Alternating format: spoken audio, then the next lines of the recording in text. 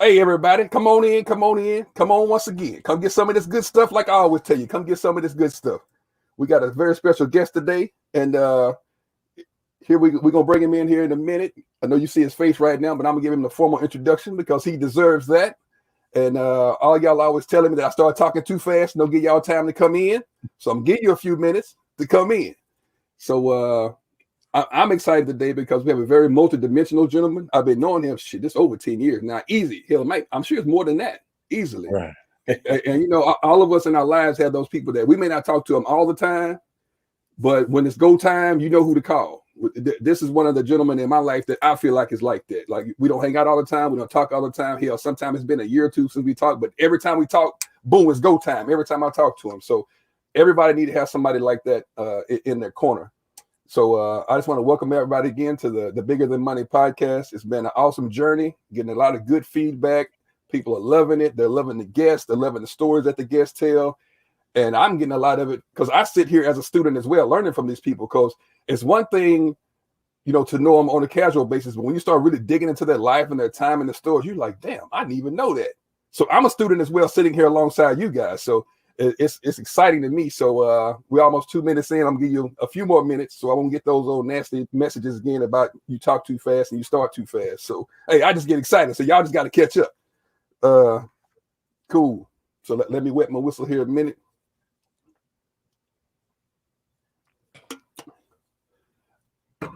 And shout out to one of our sponsors, the Hewitt family in Center, Texas. I decided that I was going to offer, before the corporate dollar started rolling in on the podcast, I decided that I was going to allow some founding families to come in, because a lot of wealth has been created when a few families sat down and put all their resources together and said, hey, we want to support this vision. So the Hewitt family out of Center, Texas, especially Tremaine himself, has been supporting me and my businesses for over 20 years. I've known him since 94, 95. We went to college together. He's always been like, brother, I support you. What you got? Okay.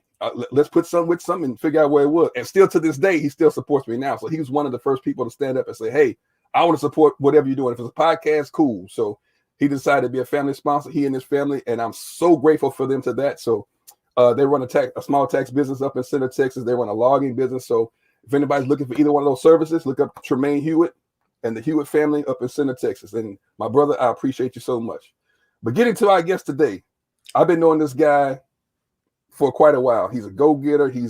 When I met him, his energy matched mine. Number one, we're two big dudes. Well, he one of the first dudes I saw that I'm normally the big dude in the room. When I met him, I'm like, shit, I'm just regular. But his energy, his charisma, the way he commands a room, the way he goes about his business, the way he takes care of his family, I admired all that. And we just jailed. It was from Jump Street. It was like some people you just meet from Jump Street. That's just what it is. Right. So I will give him the honor, the respect first to give him a formal introduction, because I know we're supposed to do that in the professional arena. Right. So I just want to talk about Mr. Garrick Jones here. He has more than 20 years of experience in managing businesses, delivering real-time solutions, and groundbreaking expertise in the developmental sports space, including financial literacy and entrepreneurship, emphasizing organic branding. Before his elected position with the Huddle Up Foundation in Houston, he co-founded the state's developmental football league, which means, guys, let me not skip over that. Everybody's heard the NFL, the CFL, all these other leagues. Even Vince McMahon tried a couple of times to start a league. This man, along with him and his team, went out and started their own league. But instead of just the talent of the guys, they wanted to give them a little bit of business and commercial experience to put alongside their talent, because what the average NFL career is, 3 years, maybe 3.5 years. After that, then what you going to do? So if you go in at 20 and you retire, what job do you retire at 23 and a half from? So if you retire at 23 and a half, you got 50, 60 more years to live. So he and his team put together a plan and say, hey, it's great that you guys want to play, but it's also a way you need to get paid perpetually also. So today I want to welcome in Mr. Garrick Jones. Brother, welcome to the podcast. I'm looking so forward to what we're going to talk about here and what the people can get out of it. So welcome. Thank you for coming on. Brother, thank you, man. I appreciate you, Norris, man. I appreciate you for giving me this space, man, to come on and ramble today, man. It's been a long time coming, Doc. It's definitely been a long time coming. And I know that with all your experiences, all your trials, you have an excellent story on the business side and on the football side too. So we'll get to that in a second. But tell us a little bit about Garrick Jones, what you're doing right now, what your vision is for your life right now. And then we'll go back and talk about, how we got to this point. Gotcha, man. Well, I'm just like you say, man, I'm a veteran of 3 different professional football leagues. I played in the NFL a number of years, played in the CFL, played in the IFL. So I've been around the block a little bit when it comes to the sports aspect of it. I've been an entrepreneur since the ninth grade. So I've always been in business. I always wanted to do my thing and kind of always been a trailblazer when it came down to that. And where I am today is we're in the process of changing the world. And what I mean by that is, we're looking at transferring a lot of power to the people because they're spending a lot of money when it comes down to professional sports. But at the end of the day, they're just going home with a light bill that they might not have paid. You know what I'm saying? So it's one of those deals where you're sacrificing to get away from, the rigors of everyday life and have that outlet. But ultimately, when people are going home from these games, man, they don't have any ownership. They don't have any say in what goes on. They're not voting on what the athletes are wearing or what the team is doing. And that's more or less a situation that I've looked at, throughout my years of playing ball. The fans are just as much involved in this thing as the players, as well as ownership. And it's unfortunate that players and the fans actually get looked over a lot of times. I'm really big in the philanthropic space as well. So I'm really setting up some things that are going to be very advantageous for not only just my people, but for people in general. It doesn't matter what color you are, as long as you get it and understand that, we need to leave this world better than when we got here.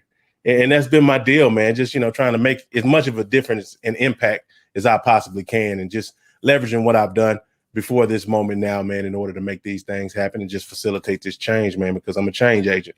And that's what we're doing. Awesome. So you said a word that was key. And I want to stick on this word because we hear Jay-Z talk about ownership. We hear Kanye talk about ownership. Absolutely. Uh-oh. I didn't mean to put that one up. So, I mean that, but I didn't mean to put that one up. No, you're good. So I want to talk about ownership from the perspective of, as you were in the NFL, people don't understand they don't understand the big difference between a billionaire and a millionaire. That's like two totally different things. So when you were in the league, when did you realize how important ownership was? Well, even before I got there, because I didn't have a senior season of college because I went home after my junior year and just worked with my family. We had a family business, that type of situation. We had some things going on at home where I had to make a big boy decision. So the way I got to the NFL, I had to travel from Little Rock, Arkansas, all the way to California and then go to Mobile, Alabama. And I was chasing scouts. So I was thinking about retirement before I even got there. You know what I'm saying? So it was one of those situations where the way the scouts were talking to me, they were like, look, you'll never make it. You'll never do this. You'll never do that. So I understood before I even got there, what that dynamic was. It was politics over playing time, all those different things. And I surrounded myself with some really good people who really taught me, like Jeff Courtney, my agent, and John Murphy and Steve Brown and all these guys that are still in my corner to this day. And that's one of the things that I think set me apart from other guys, because when I got there, I understood that, my time was limited. As soon as you sign your name on that dotted line, you're on your way out the door. So it's kind of the reverse of driving a car off the lot, when you buy it, and it depreciates. It's the exact same thing, but it's in reverse when it comes down to the NFL, because your salary is always going to go up. And what happens is there's always going to be somebody younger and cheaper than you coming through the door. So you're on your way out, and a lot of people don't know that. And how would they know that? They've never been educated on it. And that's kind of my deal. I wanted to take everything that I've experienced and just help people and expose them to these different practices and then educate them on them so they understand the dynamics of what's going on. So it's about to be a shift in what goes on in the professional ranks right now. You know what I'm saying? And I want to be the guy that's the catalyst for it. I want to be the match that sparks this forest fire. That's definitely, you definitely, from the stuff that I've seen that we talked to off camera, you're definitely positioning yourself to do that. Now, while we're in this space, I want to talk about, I think the statistic is over 50 or 60% of guys that go to NFL retire broke. Of course. Why do you think that is? Number one. Number two, what can we do to curb that? Well, the reason it is you've never been exposed to it and educated on it when you were a youngster. Your parents were never exposed to a lot of the different things that, would help you when it comes down to that, because it's just like my folks, they worked. My mom and dad just recently retired a few years ago. Wow. And when they retired, they pretty much gave them a clock radio as a token of appreciation, or a little pendant. Thank you for your time, energy, and effort. And if you did not take the initiative to learn about investments and 401ks and just really trying to put your money away, you're gonna retire broke. And unfortunately, from where I come from and where the majority of the people that are on that field come from, you either got to shoot a jumper, You got to pick up a microphone, or you got to run the rock to get out of the hood.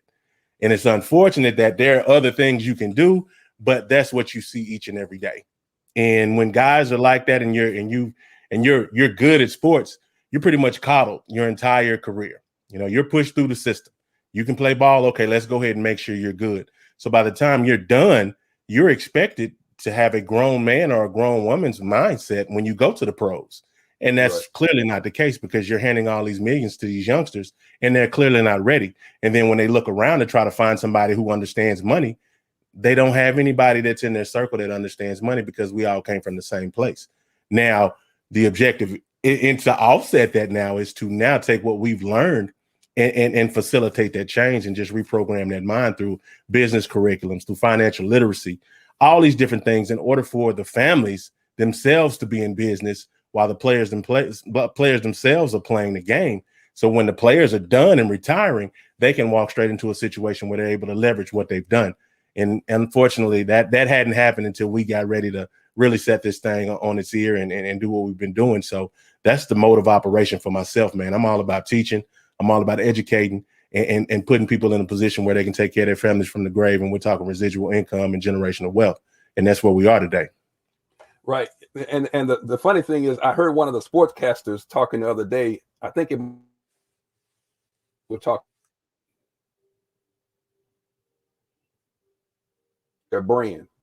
And when you first started the SDFL, when you and I sat down and talked about it, one of the major things you were trying to tell the players were, you need to emphasize your own brand, which is the total opposite of what you were teaching. So I'm trying to understand, you have one mindset, Keyshawn has another mindset. It's got to be a happy medium somewhere, because I'm a businessman just like you're a businessman too. I believe branding is important. I know that NFL emphasizes the shield, and okay, the shield is fine, but the shield is going to be there. At some point, I'm not going to be under the shield. So what would you say to people out there who disagree with Keyshawn but think that branding is important? These young players out there, I do think they need to develop a brand. So what do you say to that? Oh, absolutely, man. You're a brand within a brand. You know what I'm saying? You're a business within a business. So when it comes down to it, and I tell people all the time, when I break down what the SDFL is about and what my mindset is about, if the NFL would have taken me and said, look, before you sign this contract, we're going to teach you business. We're going to emphasize entrepreneurship. We're going to teach you how to make money and keep money outside of what we're paying you.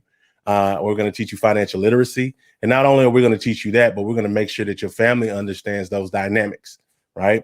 If the NFL would have done that, it's around 28,000 of me running around. You know what I'm saying? So if they would have put us in a position to win and said, because we're teaching you how to hunt and fish, we're going to have residuals coming back to us. So we're going to have percentages coming back to us, 10 to 20%. All right. Now it's 28,000 of me running around. So if we learn how to leverage that shield that was on our back and those emblems that are on our helmets, when we're done, we can make as much money as we want to, because now our time isn't constricted by playing the game anymore. You see what I'm saying? Wow. So if the NFL would have done that, they stand to make trillions of dollars a year without even taking a snap. You know what I'm saying? So that's what I looked at and said, you know what? I want to implement that in my league. So by the time these athletes are done, whether you were Pee Wee All-American or All-Pro, you have a following that can be monetized. And from there, they have following. So it's all about duplication. So everything that I learned in business, I said I was going to put it in this league, because playing football is easy, but less than 1% of all athletes worldwide are going to make it to the NFL. You know what I'm saying? So it's one of those deals where you got to look at the odds. There are always going to be more players than there are leagues. So every year there's a cycle. So with those athletes that are just floating around, man, it's about being a funnel, putting in a position to win. Everybody's not going to make it, but everybody's going to have bills, babies, and problems. So that's what we want to focus on. The game is the game. It's going to be there. So It's up to you to learn how to utilize that and leverage what that shield is, and understand that you can go out and you can really make an impact when you're done playing. I totally agree with everything you're saying. I want to let's address the young men, and I'm thinking about my nephew right now. He, like I told you, he just got a football scholarship to play in North Texas, and we're so happy about that. Now, of course, with all these guys like him, his friends, they're all going to play college football now. Of course, all of them want to play in the NFL, every single one of them. But Absolutely. Like you just said, that's not realistic. So how could they still follow those NFL dreams, yet still prepare themselves for the real world simultaneously? What would you say to those young men like him?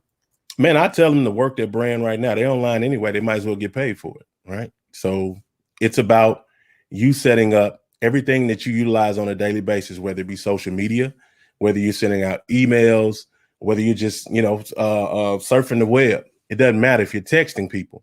You can start directing them toward different things that you're doing. And what that does is that begins to solidify your brand, whether you make it to the NFL or not. The fact that he's played college ball, the fact that he's got the scholarships, those types of things are things that can be leveraged the same way you can leverage the fact that you made it to a league. All leagues have followings. All players have followings. So once these athletes understand that and they have proof of concept and they're able to see how it works, you become an influencer. So the fact that you may not have made it to the NFL, that doesn't matter. What matters is that you've utilized those concepts, those thought processes and the platforms that you utilize each and every day that they're making money off of you for using when it comes down to advertising dollars and sponsorships. Right. They are already making money from you. So why not you get in the mix and you get a piece of the pie and piece of the action, because you're making a lot of people very wealthy and you have to make sure that you're going to be good, because when your day is done, you're not done. You have to continue to go and you have to continue to build that brand. So those are the things that I tell the youngsters, man. Look at what's going on. Learn how these things are happening and what's going on. You're an authoritative figure. If you played any amount of ball and they're coming out to watch you, you're the authority of what it is that you're doing. So it's about monetizing that. And I like the way you said that too, because to me, that's teaching them entrepreneurship early. Because even though social media kind of democratized the whole following, it's always been about followings. That's what television is about. You bring the eyeballs and then you place the advertisements in front of the eyeballs. Everybody get paid. But it was always limited to the big companies with the big budgets. But now social media says, okay, you want to be influencer, you want to be an influencer, you want to be everybody can develop their own following. I don't think everybody does a great job of it though. No, I get it. Yeah. No, I get that. But check this out, just really quickly. One thing that you can do in the same thing that, in the same vein of being, just to say if you're an influencer and then from there you have a number of followers and blah, blah, blah. Now you have these companies that are approaching you. This is the same thing for the NFL. If you are an athlete and say, for instance, there's another athlete, you guys are the same talent level. The NFL goes out and they look at different things that you do, and you have a following that can be new fans for them. They're going to pick you up because it's about that dollar. So it's plenty of ways to get it, man. That is 100% correct, and I like how you keep talking about financial literacy, and because the way I got into financial literacy was because I looked around, and same story you was talking about your parents. My dad worked as an electrician. He was one of the ones up on them poles, during the storm, during the tornadoes or whatever. Yes, everybody else daddy was at home. My daddy had to go to work. It didn't matter how bad it was, because you got to get these folks' lights back on. Which in Houston, if y'all in Houston, y'all know we just went through this. Yeah. So when he retired after 35 years, and he showed me his retirement check. Now I didn't know nothing about finance then, but I knew them numbers didn't add up. I'm like, no, wait a minute, at all. I don't know this. I don't know this area, but I know that number don't match 35 years of you working that dangerously. And they gave him a plaque, and like you said, they gave him a little gold pen, pat you on the back, push you out the door, bring the young people in now that's making half of what you're making. Now we're gonna get you to train them before you retire, though. So you're gonna train them. You're gonna train them to take your. That's exactly what you're doing. So I'm so glad you said, because I think that model is, if it's not dead, it's definitely dying, because people are tired of feeling not appreciated. They get to the end of the road. Because of course, as you know, I was a financial advisor for 10 years, and I sat down with all these people, and I'm like, this number don't, come on, bro. This don't make sense at all. So I'm glad we're in a space now where financially literate is becoming cool. Like, it's the cool thing to own businesses, to own stocks, bonds, mutual funds, real estate, and things of that nature.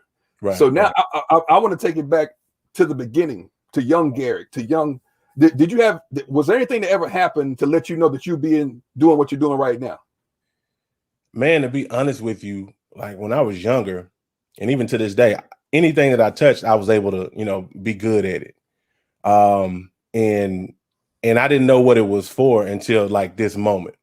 So whether it be music, drawing, speaking, I was in talent shows, just art, that was my first love, art. And then music came after that. And then sports came after that, because my older brothers, they were the ones, they were supposed to be in the NFL and NBA Right. and MLB.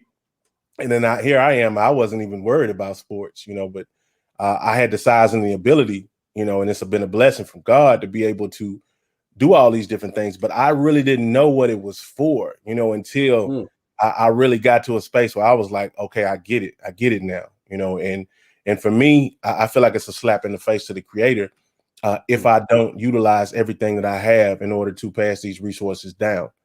And that's what I've really been about, man. I just been devoting my life to that and understanding that everything that, has been blessed to me, that the more you give, the more you receive. So I know what's coming. And I knew that making it to the NFL was just a platform to do bigger and better things. That wasn't the end game for me. The end game for me is being able to take care of my family from the grave. And the way it's structured in the NFL and the other leagues, you get paid well, but you don't get paid what you're worth. And now the athletes are starting to see those things and see those numbers because they have access to all this information that everybody else does as well. And they can start to put two and two together. You think about the followings, you think about the money that can be generated, just from the different things that I've done in my life, for a team to bring me in as a general manager or upper management or anything in the NFL, I'm bringing in $12.5 million a game, and that's times 17. That's a lot of money.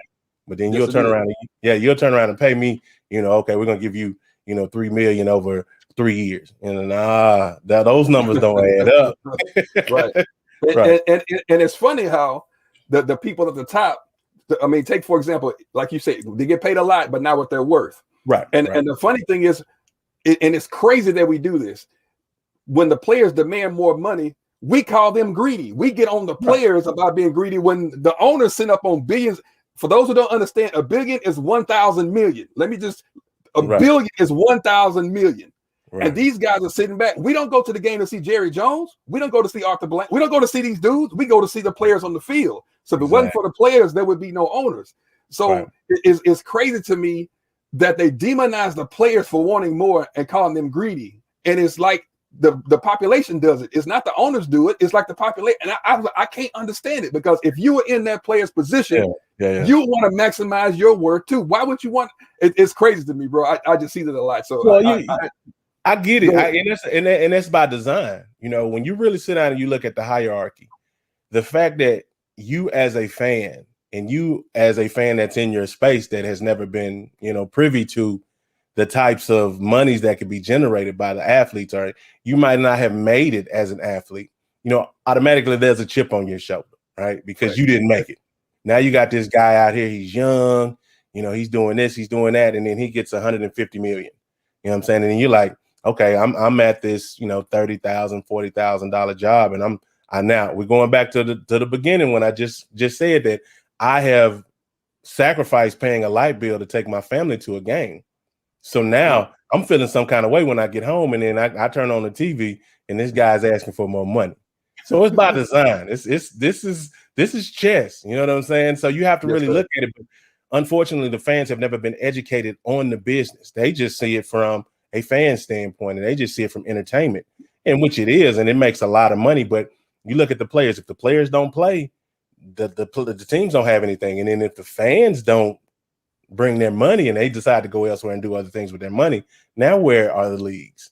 So the fans really have power. The players have power, but it has to be a situation where everybody understands. It has to be complete transparency, because if the leagues are completely transparent, with these fans and these players, you stand to quadruple the money you bring in revenue. But they don't see it like that. And that's what I've always looked at. And I said, well, if I'm ever in that position, I'm going to change that. That way, everybody understands what's going on. Everybody has a say, and everybody will be able to have some dividends coming in. So, we're close to getting that to where it needs to be, man. Yes, sir. Yes, sir. Now take me to your senior year in high school. I know you said like your older brothers were supposed to be the dogs. They were supposed to go do everything. And I know you end up going to Arkansas State. So take us. What were you expecting of yourself that senior year? Did you know you were going to college? Were you even worried about going to college or football scholarship, or was it just kind of, hey, I'm just having fun? I'm in high school. Take us back there and tell us, what was your mindset before all that even happened? Well, I really didn't get in the ball really tough until my sophomore year. And then from there, around the junior year is when I started getting letters, and then I started really taking it serious. And, because I had always had coaches that came to me like, and even in the 7th and 8th grade and said, man, I don't know how serious you are about this game, but you could actually go to the NFL. And, you know, being a kid, you're not even thinking about that. And I kind of teased my son about it because, you know, he's in 8th grade. And I asked him a question. I said, man, have you ever had any of your coaches come to you and say you can go to the NFL? And he's like, yes, sir. I said, how did it make you feel? He's like, I don't know. I said, okay, cool. Okay. Yeah, and he's 100 times better than me. So I already know what the situation is. But you know, when it came down to my senior year, I was recruited all over the country. I had offers from all over, you know, but, you know, at that particular point, you know, there was some things going on with my mom health-wise.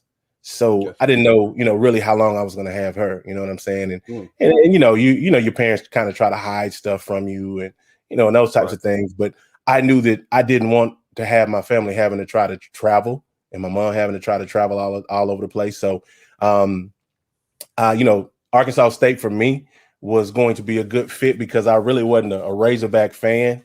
I really wasn't a Danny Ford fan at that time. So I was like, but then Arkansas State was independent. So all of the teams that had recruited me and had offered me, we were going to play them. So I said, okay, let me go do this, you know, and then I'm a little bit closer to home. I get a chance to play against some stiff competition. And they had a new head coach, Joe Hollis, at the time that had just won the national championship with Eddie George and those guys at Ohio State.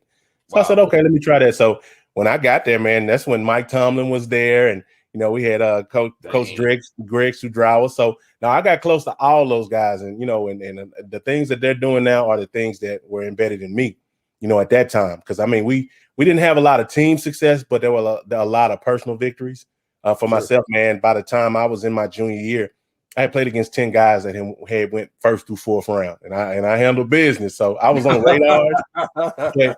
You know, it was a lot, man. It was a lot. So, but that was my thing, man. I figured, you know, I'm going to go ahead and go to Arkansas State. I went for my visit. It's probably like my 3rd or 4th visit that I had taken. And I was like, this is it. I'm going to come here and put my name on this team and put my stamp on it. And then my folks can get here when they need to, and I can get back home if I need to. And that was the end of it, man. That's good, man. I like that. So you left after your junior year, right? Right.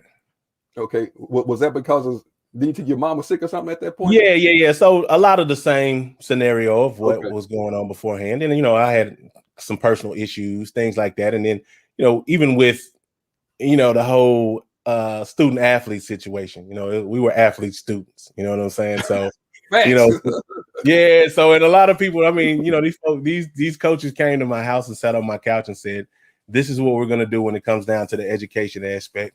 And it turned out to be something totally different. So they were changing majors and, you know, all kind of things on me, man. So I said, you know what, I can do bad by myself. Let me go ahead and go home and I can do whatever I need to do there.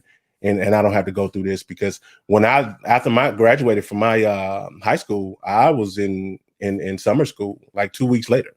So that was the entire time. So I was so burnt out on school because I did that every summer up until my junior year. So, you know, I put in a lot of time, energy, and effort. And then for them to make changes and, you know, it was a lot going on. I said, man, this isn't it, you know. So I had to make a big boy decision. And like I said, I went home to be closer to family and make sure that, you know, my mom was in a good place. And that's what I did.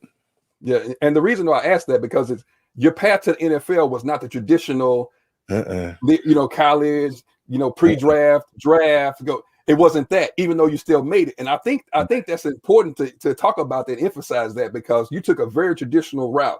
Now, you left school. Okay, I'm done with that. You're sitting at home. I know you was working. You had businesses going.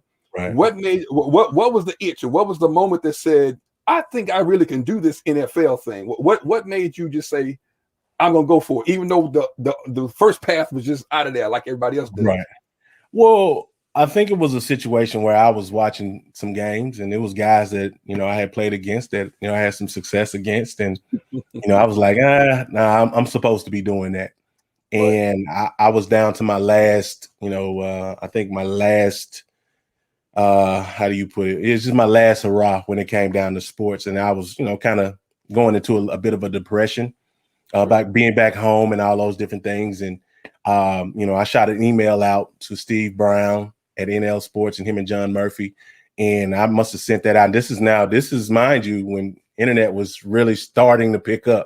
So it wasn't what it is now. Right. You know what I'm saying? So it ain't no huddle and all this other stuff like that. So I sent my, I typed up my little bio and sent them a couple of pictures, and I mean, it wasn't 20 minutes later they responded, and then from there, we had a couple of phone conversations. Then I got with my parents, and from there we just had a little powwow, and they were like, "Listen, go get it."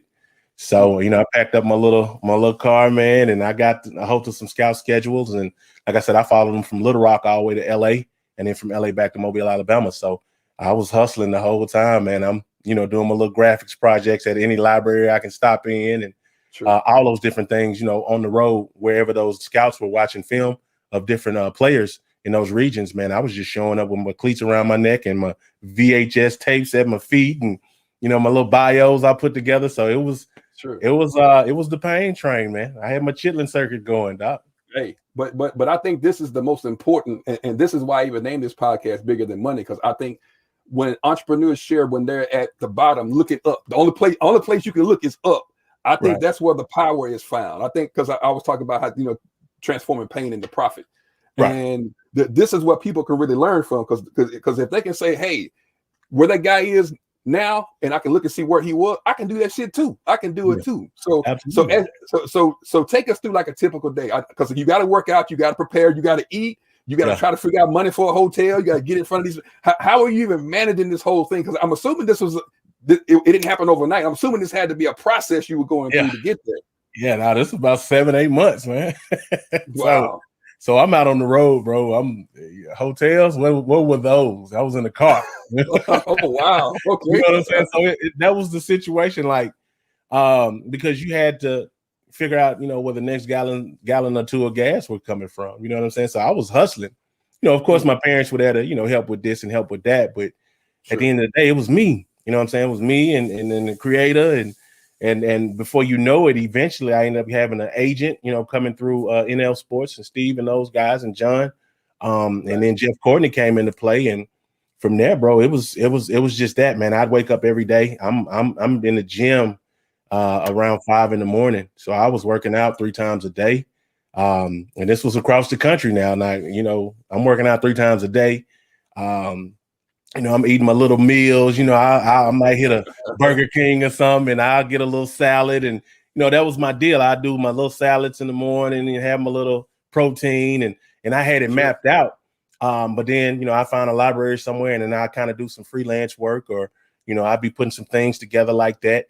And then I'd, go to the schools where the scouts were. So I'd sit out there and I'd be in the parking lot waiting on them to finish. And when they came out, that's when it was showtime for me, man. So it's like I'm out there slanging mixtapes. You know what I'm saying? Just that's what I was doing, man. I was out there. I was out there, and I was getting after it. So eventually, at the beginning, they were telling me, "No, man, I don't, no." But I kept showing up. So it was about consistency.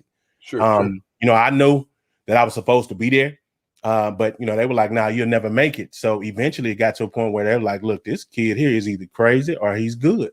So they began working me out, man, and they would work me out in the most adverse conditions you could think of, dude. I'm working out in mud, they got me running in rain, and I'm running 40s in hotel hallways. I'm working out at 2-3 in the morning, just silly stuff, man. But eventually, by the time I got to Mobile, I had gained their respect. And then my agent, and those guys got the opportunity to start talking to some of the scouts while, my a lot of my teammates and guys I played against, my class, were out there practicing. I was on the sideline, and I would have scouts around me, and I'm handing out tapes, and I was passing the look test. You know what I'm saying? Like, okay, this kid is doing this thing, and he's being a professional while he's not even on the payroll. So those were the things I had to do. So eventually, my agent, they talked me up enough to where the scouts gave me a workout.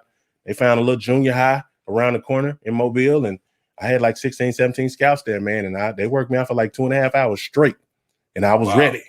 So it wasn't no games. I didn't need, any breaks, nothing. They were like, this kid is ready. So, and they had already, I was on some radars from my junior year, because I played 32 or 34 games. I started 32 or 34 games. So I had the experience. It's just I didn't have that senior year. So, but it worked. But I know that had to develop something within you, being on the road by yourself, working out with nothing promised. You ain't got nothing promised. There's nothing promised Nothing other than your belief in yourself is the only promise that you had. So that had to develop some kind of resilience to where now when you go to meetings, you like, man, I've been, this ain't shit. This is just the meeting. I've been through where I didn't know if I was going to eat or survive or whatever. So that had to develop something strong within you. Would you agree with that? Oh, absolutely. 100%. You know, and that's the thing about athletes, man. Companies spend major dollars to send their employees to seminars and conferences to learn how to be competitive when we're born with it. So I started understanding what I brought to the table really early on. So when it came down to walking, you know, when it comes down to walking in business meetings, you know, there's an air of an atmosphere that I bring to the table when I walk in because I know my worth. And I know that I'm going to eat in this business, in this conference or in this boardroom. But then you can take me out and you can put me on that field. And that's where I got paid. But then you can also take me and put me on the block and I'm good. So you're working with a three-headed monster. And a lot of those guys that are in the boardroom, I don't think you can come to the hood and be all right. So you got to understand what you're dealing with. So I know my worth the moment I walk through a room, you know, because of what I had to go through, because of the fact that I had to go through what I went through, because that made me the man I am today when it comes down to everything. Because you got to be cut from a certain cloth. You got to have something special about you to be able to go through these things. And even now going through COVID, you know, we're having to be resilient and really focusing on yourself and sharpening yourself because, you know, when we come out of this thing, man, you got to come out of the blocks. And if you don't, you're going to get left behind. And a lot of people don't get that. And it's just like an economic downturn. If you have the money, it's time to invest. It's the same thing in yourself. You have to invest in yourself. So I try to lead by example, man. I lead from the front with boots on the ground and everything I do. And that's kind of the deal, man. So it's, you know, that's part of it, man. It's what we do, man. It's all hat. And on that point, one of my first mentors told me, I was young too, like 25, 26 or whatever. He was like, every time you walk into a meeting, you walk in there like you're God. He didn't say, don't walk in there like God is with you. He said, you walk in there like you God, and they're going to feel it. And I was just chiming in behind into what you were just saying there. Cause I'm like, it actually happens. Like when you walk in the room, the meeting is already decided before you say it. Now that's not cocky or arrogant, but it's not humble either. I hate when people say be humble. Cause when I looked up the word, you know, the etymology of humble, I'm like, thinking to myself, less than what I'm supposed to. No, y'all can have that shit. I'm not. You can have all that. All of it, every bit of it. But I want to go to the moment when you got the call, when you knew, okay, everything that I've done, this is it. I made it. Take me to that call and how you felt in that moment. Because it had to be like, because I know you was frustrated we all been there. You've been frustrated for a long time. And then one day, boom, it happens. Take us to that moment. It was during the draft. Jacksonville had really liked me because of what I was doing outside of playing. And I was showing up. So, you know, after that workout in Mobile, a couple of the scouts and, you know, player personnel, you know, people came to me and was like, look, we need you to be at your pro day in Arkansas State. And this is what we need from you. So they gave me a printout of what they wanted to see. They wanted to see me at 315 or 318. They wanted me to run a 5'1", 5'2", 40. They wanted me to hit the bench press 225 for, I think it was like 28 times. Just standard measurements, right? Sure. And, you know, I had to call the new head coach at Arkansas State and talk to him about, you know, what the situation was and why I left. And he was like, look, you can go ahead and come on back. You know, I really wish I would have had the opportunity to coach you for your senior season, because I feel like we could have something going on and you would be getting drafted. I said, I understand that, you know, I said, but I had to make that decision and this is the path that I'm on at this particular point. So we got that understanding, man. And I came back and I got back to Arkansas State for that pro day. I was 315. Like I said, they wanted me at a 5'1", 240. I ran a 4'9". Damn. Yeah, I was out. Listen to me. I was ready. For those of y'all that don't know, for a 315-pound man to run a 4'9", that's insanity. Damn. Listen, hey, check it in. Then the 225, I hit that 34 times. And this was all, you know, just from me working. I mean, I'm working out, and then it's funny, man. I'm back in the hood. I'm working out with ex-cons, cats that just got out the joint. So they were like, okay, well, let me show you how to get strong and do this and do that. And I'm in the hood. This is where I'm from. So I was applying all of those things instead of going to get these trainers and all these different things that these guys do now. I know how to get that out the mud, right? So you don't have to do that. Right. That's what I tell my son all the time. Man, all these camps, you don't got to do all that. You good. Don't worry about it. Right. You good. But long story short, man, Jacksonville called me up. They called me in the 4th round of the draft and was like, look, we're going to try to draft you. We're going to try to get you in the 6th round. I said, cool. Well, you know, I'm just watching. I went back to Arkansas State and I was just watching with my homeboys and teammates and whatnot. And so they called me up. 6th round comes. They call again. So I'm thinking it's the call, man. And I'm like, okay. You know, and I'm thinking it's that. They called me and said, look, we may not be able to get you in the 6th. We're going to try the 7th. I said, all right. I said, well, you know, okay, let's do whatever. And at that point, they called me. I think it was the last couple of picks. One of the scouts called me and said, man, look, I'm fighting for you. I'm trying to get you in these last couple of picks. If we can't, you know, we're going to bring you in high priority free agent. I was like, okay, cool. So draft comes and goes. Right after the draft, they called me up and were like, look, hey, we're going to bring you in as a priority free agent. We got a plane ticket for you. We're going to bring you in for a 3-day tryout, which is the mini camp. And that was it, man. So when I went in, instead of giving me, you know, what they give the guys that, you know, are going ahead and signing their deals and getting bonuses and those types of things, they gave me a waiver to sign and said, if you break it, you buy it. You know, it's on you.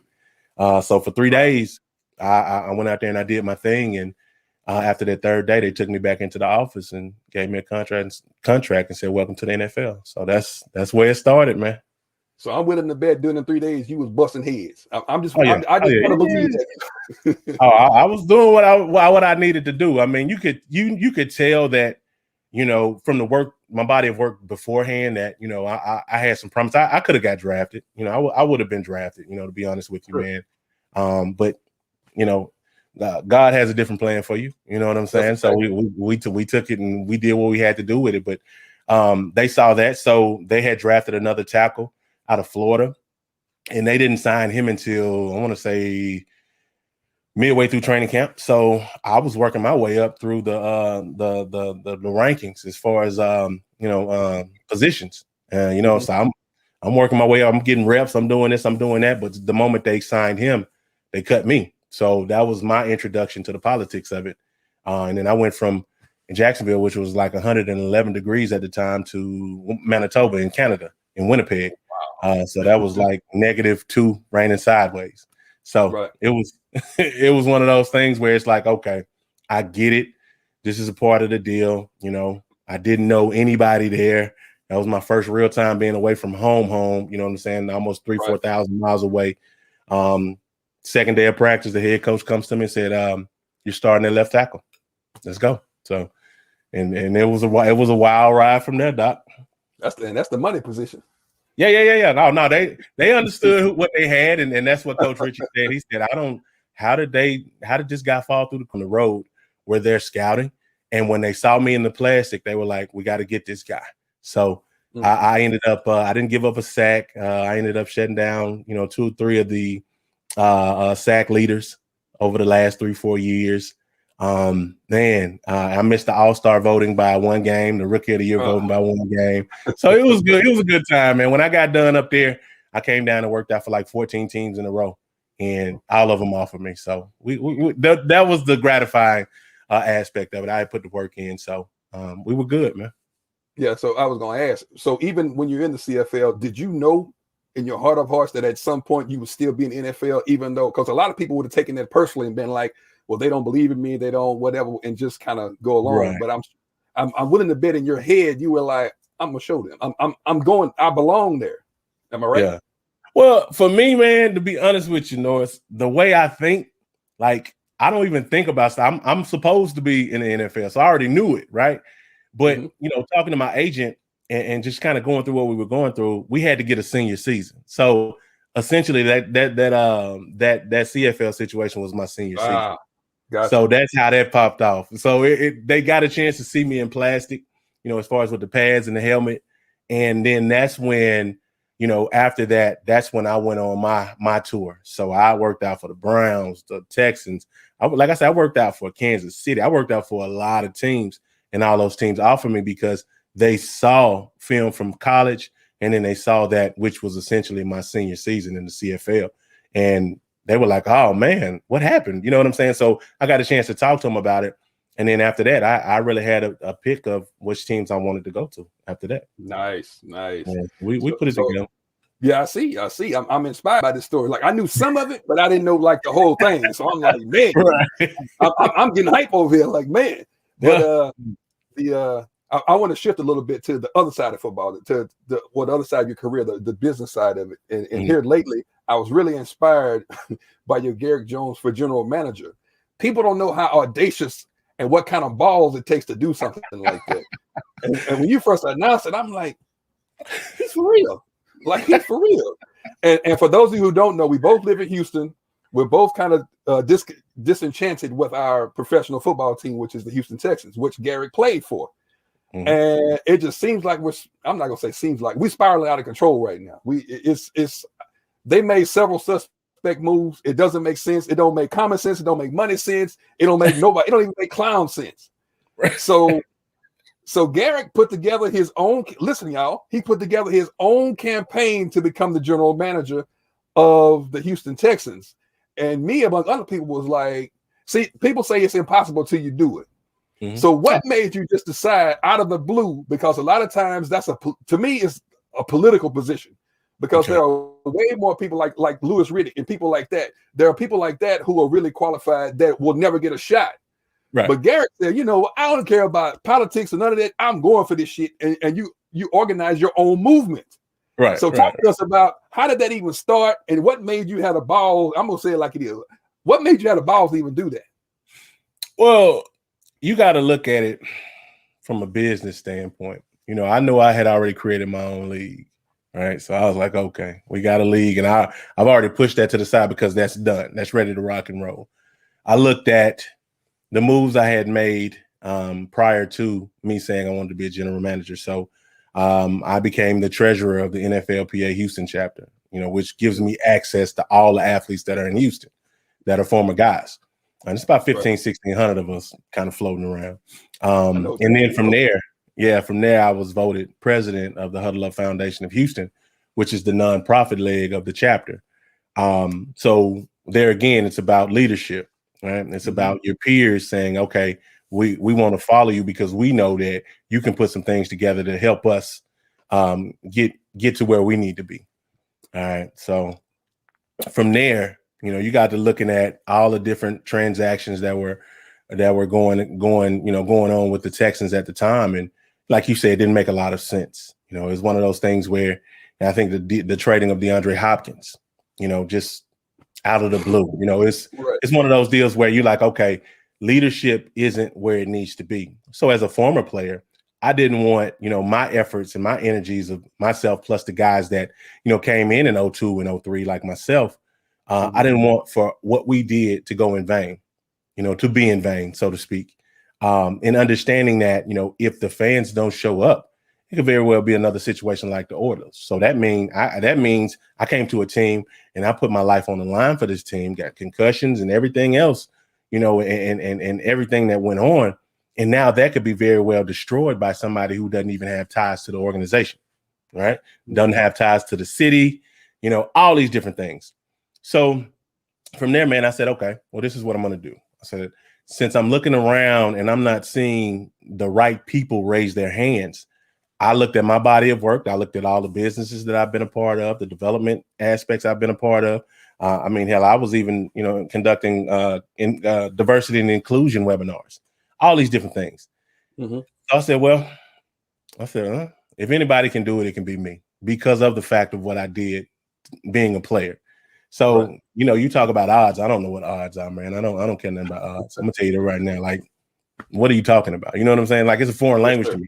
So I basically raised my hand and I said, well, I understand what I bring to the table. I understand that if you put me in that position, I know that how to talk with this Generation Z players.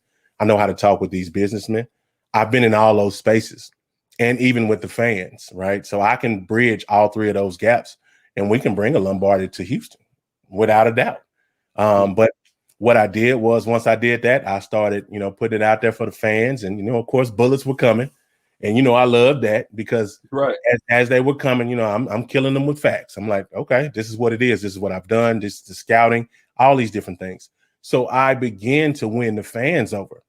For every one or two that came for me, I ended up leaving with 30 or 40, that were on the team. And that was by design, because I knew that if I could get the fans rallied behind it, we could make enough noise to be seen. Now, when it came down to the Texans, they were talking a lot of the good things that you want to see in an organization, but they already had pretty much what they wanted to do done. They had their guys. They brought in a lot of guys, and they unfortunately, they wasted a lot of people's times. And that's where, you got Andre Johnson. He's upset because you have me and we're talking about these things and you're not even listening to us. And then you got Deshaun Watson. He's upset because you came to him and said, hey, I want your input in your this, that, and the third. And you weren't completely transparent with him. So the same thing with the fans. The fans are disenchanted and disenfranchised with this situation now. So realistically, where we are now and with this whole GM push was, to fast track everything that I had on the table going. So once they made the decision or the announcement that Nick Caserio was coming in and hadn't given a lot of guys the opportunity to get in, myself included, I said, well, now the gloves are off. It's above me now. So now we're in a position where we're going to rally the fans, and we're going to put together some things, because shortly after, man, I was contacted by some heavy hitters when it comes down to this money thing. Like, hey, we want to put together proposals to buy out the Texans. But I knew that if you're coming from, let's just say Dubai or Saudi Arabia or wherever, and you're a billionaire and you got a lot of money to play with, for you to come buy an NFL team is just a trophy for you. And that's not going to work in Houston. It ain't going to work in Texas. So from there, I said, look, let me get the fans involved some way, somehow. I looked at, what Green Bay had did back in the day in 1923 with the shareholder situation. I said, look, we're going to take that whole concept and we're going to move it to the 21st century. We're going to use crowdfunding and we're going to use blockchain. And what we're going to do is we're going to put together a package where we can get these fans involved too. And I compare those with those private investors. And then we can put together a scenario, because the NFL isn't in this thing to lose money. The Texans are slated to lose some money. They don't have JJ anymore. If Deshaun doesn't play, whose jerseys are you selling, guys? What are we talking about? From a business standpoint, you're hurting. So if your valuation drops too far, now we can come in and say, hey, look, let us make you this offer that you can't refuse. You got myself, the NFL. They say they won't change. I'm the change. You got the Rooney Rule, which hadn't really worked for a number of years. You've been scrutinized for your hiring and this, that, and the third. Let me be your facelift. Let us come in. Let us sit down with, the owners of the Texans, and with Janice. I know she's the owner, and I know she's tired. She inherited that team from Bob when he passed away, and that's not her space. And it's been unfortunate that what has happened, but the fact that I have ties to the organization and I'm going to do right by what Bob McNair wanted to get done with that organization. And we're going to still work with them in some capacity. We want to just come in and say, look, let us take that off your hands.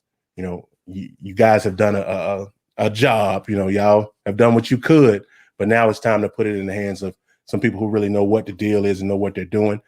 So I have a fan advisory board. All these guys that have been Super Bowl champions are part of the NFLPA. Those guys will be on my board. So we know what this thing looks like, what it tastes like. And then you have a guy like myself who's been through the fire and has overcome these odds. I've done this before. So this isn't, I'm not pulling string. I'm not just, I'm shooting. This is it, man. I mean, so we're going to put this thing together and we're going to change the face of professional sports. But through that, we're going to change the narrative for the fans, the players, and we're going to quadruple the bottom line for these teams too. So let me summarize, because he just said a whole lot. But all of it is heavy hitting, every single bit of it, from the crowdfunding part to the business ownership part. So for those of you listening, I really want to break down what he just said, because I think it's important, and there are a lot of lessons in what he just said.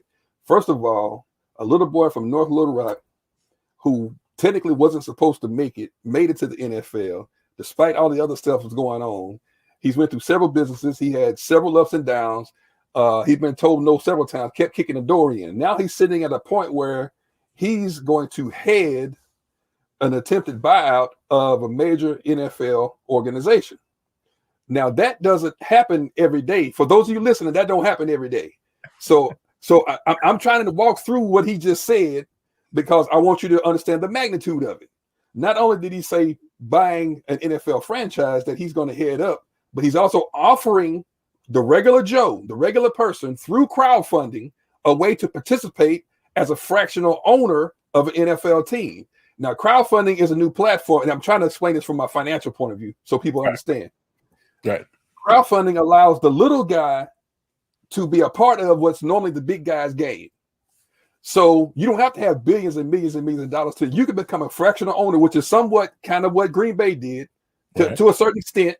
But now this makes it easy for Uncle Bob or Uncle Joe or whoever to be partial owner. And when people have ownership, they support something they own even more than just being a fan. So this young man is putting together, and it's not him. It's a whole lot of people that wrap their arms around him that are working with him to make this happen. So the lesson for all you people that are watching now, nothing is impossible. I just summed all that to tell you, if you can, how does it go? If you can achieve it and believe it, you can achieve it. However that goes. I just described to you how somebody who wasn't supposed to do this, that, or have this is putting together a major move that normally just maybe Wall Street brokers or the good old boys could pull off. So, brother, I want to commend you for that, first of all. And I wanted for the people watching to know that's some big shit he just said. So for those of you who won't even step across the street to do shit to free yourself, this man just gave you an example of how you can do any damn thing you want. So I just had to, you can add to that, brother, but I want everybody to really understand what you just said and the magnitude of what you just said. Because I'm sitting there like, if y'all don't get this shit, I don't know, I won't even do a podcast no more. What he just told you summarized this whole shit. Man, hey, check this out. So let's talk numbers. All right. So there's roughly 7.1 million people in the city of Houston. Right. Okay. So let's just say 7 million people chipped in. And that's the platform we'll be using. We'll be using chip in. So you would be able to chip in anywhere from $12.50 to buy a token, which is decentralized, which is digital currency, which will give you a dividend, right? Mm-hmm. You can chip in anywhere from $12.50 on up to, let's just say, 10 grand, right? So if everybody chipped in $12.50, and Norris, I'm gonna get you. Do you got a calculator, man? Yes, sir. All right, cool. So let's do 7 million people. Hold on a second. Let me open it up. Yeah. Go ahead. Take your time, brother. We're gonna play with these numbers, and I want to show the audience how easy this is. All right, 7. You're doing 7 million. All right, times $12.50. 87.5 million. 87.5 million. Now, if you are a regular person or anybody that uses social media, you can be an influencer. You can be like my mom. My mom has over 500 people that are in her network on Facebook, right? If you go out and say, hey, I have, let's just say shares, or I have tokens within this organization that in the event that they purchase this organization, now I can go in and I can get discounts on merchandise. I can get discounts on concessions. I will get a shareholders certificate. I will have access to shareholders meetings like Green Bay. All these different things that Green Bay has done, we've taken it and we put it on steroids, right? So each one of those people, that 87.5 million people, have at least 500 people in their social media platform. So let's take that 87.5 and let's multiply that times 500. And what does that give us? Hell, okay. Hold on. I was calculating something else. You got me excited over it. So the $87.5 million times what? 87.5 million people times 500. Oh, I just did. Oh, I'm tripping. Yeah. No. Hold on. We ain't got the money yet. That number too big. Hold on. Let me do this shit again. 87. We're running out of zeros on the phone. The zeros is like what? Times 500. Yes, sir. 43.7 billion. Okay. The Houston Texans are valued at 3.3 billion. Because we did 87.5 times 500. Right. That's a lot of money. That's a lot of money. And that's a lot of people, right? So we just took the people that are in Houston alone, and we utilized that platform for their following. We hadn't even touched globally. Like anybody can get in on this, right? So we went with the lowest number, which was $12.50. Nobody said, all right, well, I want to buy more shares. I want to buy $10,000 worth, right? We just did one person buying one share. If you go out and say, hey, look, check this out. We can have the potential of having ownership in teams and leagues. You take that money there, and now we're talking about not only buying teams, we're talking about now making proposals to buy other leagues, to buy soccer clubs, all these different things in which everybody has the opportunity to have a say, and they have an opportunity to chip in. I mean, you're spending the money anyway. You're going to spend your money. So you might as well get something from it. It's the same way that I talk to the athletes. You're online anyway. You may as well get paid for it. So it's taking it and putting it in a vernacular that people can understand. So now you take that and you couple that with the blockchain and what we'll be able to do with that. So as the stocks of these particular companies and teams grow, you think about Bitcoin. The more people are here, we're going to cap it at a number. So it's going to be some scarcity there. We're not going to devalue it. But the fact that now you have the opportunity to have a say in what goes on is what I want to give the actual fans now and the players themselves. It doesn't matter. We don't discriminate in who puts that money in. Everybody needs to have a shot at it. So when you look at it, 3.3 billion. Another team is 7 point, or just let's say another team is 4 billion.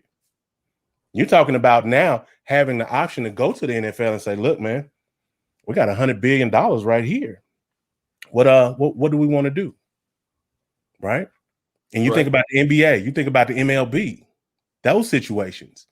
Crazy. When the people speak, you should listen, and you should not be so far from reality that it's like we've always done it like this. No, the fact of the matter is, if you do not adapt, you die. So this is where we are now. The beginning of the situation was, look, I'm asking you to be a part of it from an employment standpoint. The people want to have some type of a voice. They're fed up. So you have to deal with this monster that you created. It's as simple as that. Wow. Now, I already have a league. You know what I'm saying? So when you really look at the nuts and bolts of this thing, you get down to the brass tacks of it, it's above me now. So we're ready to talk turkey. So when the people speak and this sleeping giant is awakened, now we got to deal with this. Right. And another thing I want to say, just to break it down to the people, buying an NFL team is like buying any business. It's just a business. I know it looks fancy and sexy, but it's still buying a business. And a lot of times when you buy a business, because it's $3.3 billion doesn't mean you have to come up with $3.3 billion in cash.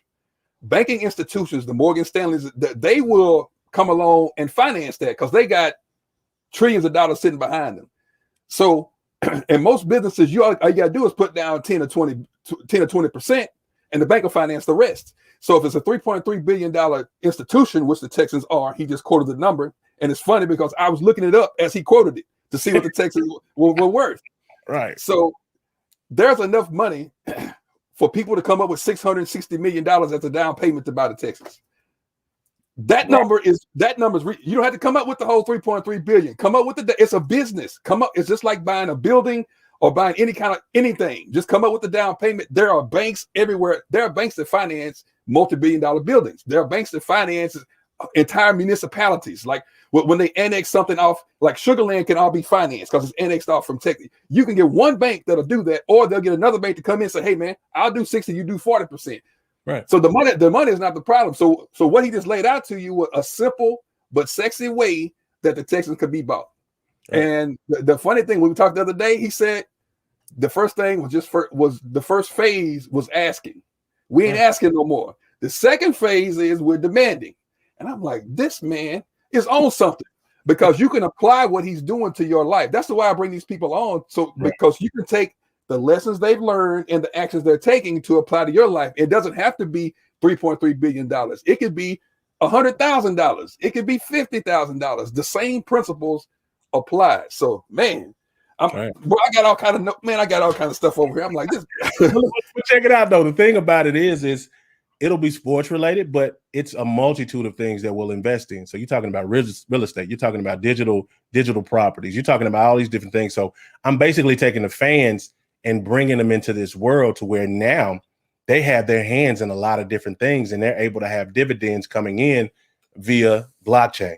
You know what I'm saying? So now it's incentivized. So you think about how Green Bay did it back in the day. You know, it's a nonprofit situation. The team was about to tank. Hey, can you guys spare $250? These people it's over 500,000 shareholders in Green Bay right now from 1923. And basically what they have is a certificate that is non-voting stock. They get the opportunity to buy some merchandise. They get the opportunity to come to shareholders meeting in the summertime, those types of things. And that's it.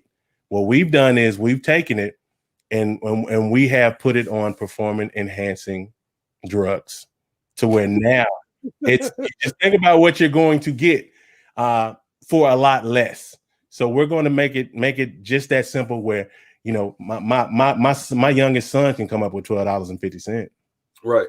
So we're eliminating the excuses. So what I've been hearing in all these different places and message boards and all these different social media platforms is, I wish we could just buy the team. I'm like, okay, how much are you paying? How much are your tickets? How much is the season ticket holders? How much are you paying? And these people are paying a lot of money. I'm talking about a lot of money, not to have their voices heard at all. So that's a slap in the face, and we got to change. And they're paying a premium price for a subpar product. The Texans are a subpar product and have been for years. Honestly, I mean, I know they went to the playoffs a few years, but other than that. But you think about it though, and this is why this is a sound business decision, right? This is a sound investment for the simple fact in the NFL, you can go to the Super Bowl and you be profitable. You can go 4-12 for 20 years and you're still profitable. You can go like Garrick Jones, you haven't been in 20-something years and still be the richest team in the league. You're not selling winning. You're selling community. You're selling, I'm a Cowboys fan. You're selling bragging rights because he ain't won shit since Jimmy Johnson left. Exactly. And he'll still act like he's the smartest person in the room. And I'm like, right. That's the thing about it. You think about Jerry Jones, man. I grew up a mile away from where he grew up, right? So when you talk about these small town cats, we understand, right? You know, he's doing his deal, you know, and I've grew up watching him, and you know, we've had, you know, our brushes, you know, as I was going into school and not going to Arkansas, and I've been to the Star a couple of times and caught eyes and talked with his guys at the Merrill Lynch level at his building. So, but long story short, the way this thing is set up, everybody can win. It's a sound decision. It's a sound business decision. And the more people that are involved with it, that's the proof. That's the social proof that if we come in and now you say that you're ready for change, are you ready for a Black owner, right? Are you ready for a crowd or a board that's as diverse as Houston? We're bringing the people. And this is what this thing is about. The people have to speak. And if the people speak, you got the players that understand what we're fighting for them. We're fighting for them to go out and put their lives on the line, because the quality of the life when you're done playing is not good. It ain't. It ages you in dog years. So these guys are not getting paid what they're worth. And the fans have to understand that. But also we want to put the fans in position where they're winning too. So when you go home, instead of, you know, padding your pockets and not being able to pay that light bill, with what we're doing, we're going to make sure that you're able to pool money in order to pay those bills, in order to live well and be educated on all types of trading and all these different things. So when we get in the building, and as opposed to just getting a game day program, you're going to have different things throughout that building that's going to help you generate revenue, because we got to make sure you're good too. Because if you're good, we're even better. And that's what this thing is about. So brother, for the people who want to learn more about what the initiative you just talked about, or just want to know more about Garrick, where should they go? Where can they find more information about what you just said? Because it's exciting to me. I didn't even know you had put together on that end the whole crowdfunding platform. So I'm like, what info you got for the people? Well, they can just search me out, man. They can go to Google or whatever search engine that they have, and you can put in Garrick Jones /NFL. Everything's gonna pop up, right? Also, my petition. I'm going to update the petition with information talking about the crowdfunding situation, which is chip in, the air technology that we're going to be using for blockchain. I'll be updating the petition. So the petition is on change.org. you can go to change.org and you can put in the search bar Garrick Jones. That petition is going to pop up and you'll have my bio, you'll have various links on myself, and you'll have updates where it's all of my videos, all of my interviews for the last year and a half. And you'll be able to get familiarized with me. And from there, I'm going to update all the information there. So I'm basically utilizing that as an electronic press kit or a catch-all where you guys will get all that information. So you can go to change.org, search out Garrick Jones, and I'll pop up. Brother, man, I feel like I just left a church or something. I feel full. I feel like I said, I knew a little. See, you yeah. Because you were talking a little bit. You just talking a little bit. Yeah. So now I come to, as my New Orleans folks say, I came to the buffet and I got the whole buffet, and I'm like, God, this boy is really doing. But ladies and gentlemen, this is the kind of interaction you get when you surround yourself with the right people. Like I said when I first started, we don't talk all the time. It's a couple of times we went a couple of years and didn't talk, but every time we get back together, it's boom, it's like that. And I like to surround myself with big thinkers, with people who are from like the same areas I am, like country boys and people like that, because there's a certain mentality we have, because we were pretty much born and raised with nothing materially, but on the inside, we just have this certain grit. We have this certain will to win and certain reason. I just want to make my family proud. That's my biggest thing right there. Everything else don't even matter. Everything else comes secondary to that. Just for them to say you did good, not for them to say, oh yeah, you're a millionaire, not because you have all this, but you did good. I think that's really all we work for. Brother, I got all these notes and all these numbers and shit, and I'm like, boy, this is crazy. And of course, I make myself available for, if you just want an extra face at some of the meetings or whatever, because I like to talk and wheel and deal. So listen, I'm gonna need you for my board, man. I'm putting the board together. So I need not to be the smartest in the room. You know what I'm saying? Right. It's one of those deals. So, and that's the reason why I didn't really go too deep with it, because I wanted you to get it real time and your fans see your reaction real time of what this thing is gonna be. Y'all understand, and most of y'all know me. I'm not impressed by a lot of shit. I'm just not, because after a while you've seen everything. But like what he just said to y'all is like some real cutting edge stuff, because it's so multidimensional. It's giving the small. What I like about it is giving the small guy a chance at what ownership is, and see, like my dad say, once you get to taste the honey, you never go back to sugar.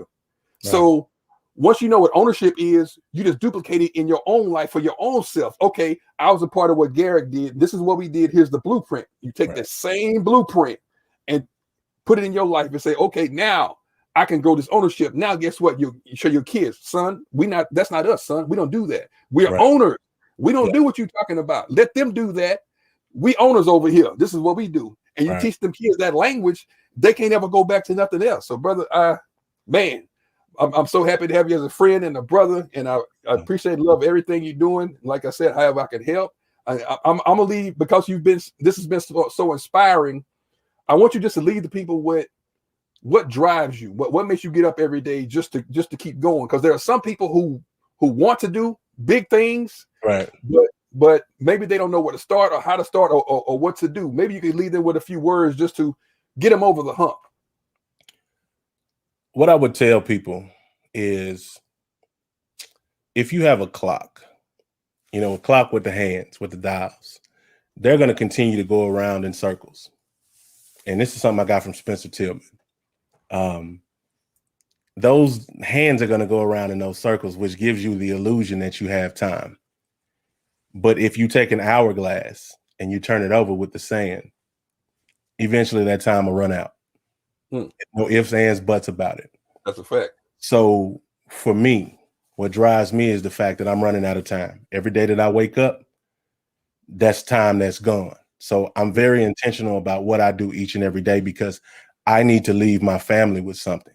When my grandparents and great-grandparents passed away, they didn't leave us anything. And that's a generational curse. Correct. So for me, the fact that I'm hustling like I realize I'm running out of time, that's what gets me up each and every day, because one day I won't be here anymore, but my legacy and my lineage will. And I want to make sure that I break that generational curse. It started with my folks, watching them work, my mom, and all the things, and my father, what they've instilled in me. But I gotta take this thing home. So the time that I don't have that I'm not able to spend with my children, I want to award them with that time to be able to spend with their children. That's my gift to them. Wow. But also my work ethic and what I do is the same way I learned from my parents. So they get a chance to see that. Right. But I'm looking to take care of my family from the grave. And the fact that when that hourglass runs out, that's it. It's not a clock that's going to keep going and you put another battery in. When the saying is out, that's your time is up. So you got to hustle. You got to go. Beautiful, brother. Beautiful. Ladies and gentlemen, there you have it. We went a little bit overtime, but when you in it, you just in it. You let it take care of itself. Yes, sir. But brother, I appreciate you coming, dropping the gems. It was definitely amazing. I got so many notes. We might even do a part 2 someday. I want to say thank you again to the Hewitt family out of Center, Texas, for sponsoring today's podcast. I definitely appreciate y'all for supporting me. We're gonna keep bringing the big heavy hitters to y'all to let you know that even though a lot of these people are ultra successful, that doesn't mean you can't. You may not be there yet, but we're showing you the breadcrumbs for you to get there. So I thank you for joining the Bigger Than Money podcast again, where we teach you how to turn pain to profit. We're gonna see you on the other side.